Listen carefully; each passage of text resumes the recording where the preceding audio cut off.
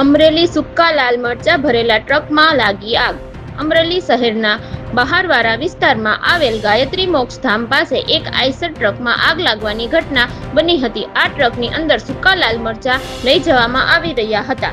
આગ લાગવાની ટેલિફોનિક જાણ ફાયર એન્ડ ઇમરજન્સી સર્વિસ અમરેલીના કંટ્રોલ રૂમમાં કરતા ફાયર ઓફિસર એચ.સી. ગઢવીની આગેવાની હેઠળ સમગ્ર ટીમ તાત્કાલિક ધોરણે ઘટના સ્થળ પર પહોંચી હતી. સૂકા લાલ મરચા હોવાના કારણે આસપાસના વાતાવરણમાં ધુમાડો પ્રસરી જતા એક વ્યક્તિને શ્વાસમાં તકલીફ થતા તેઓને તાત્કાલિક ધોરણે હોસ્પિટલે ખસેડવામાં આવ્યા હતા.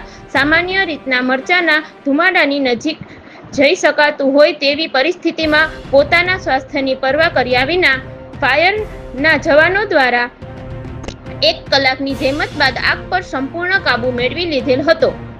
સદનસીબે આ દુર્ઘટનામાં કોઈ પણ પ્રકારની જાનહાનિ થવા પામેલ નથી. આ કામગીરી હિંમતભાઈ બાંભણિયા, સાગરભાઈ પુરોહિત, પ્રવીણભાઈ ચૌહાણ, કૃષ્ણભાઈ ઓળખિયા, અરુણભાઈ વાઘેલા, કરણદાન ગઢવી, પારસભાઈ પરમાર, અનિલભાઈ ડાફડા, હર્ષભાઈ ચાવડા દ્વારા કરવામાં આવેલ છે. બ્યુરો ચીફ ઇલિયાસ કપાસી, અમરેલી.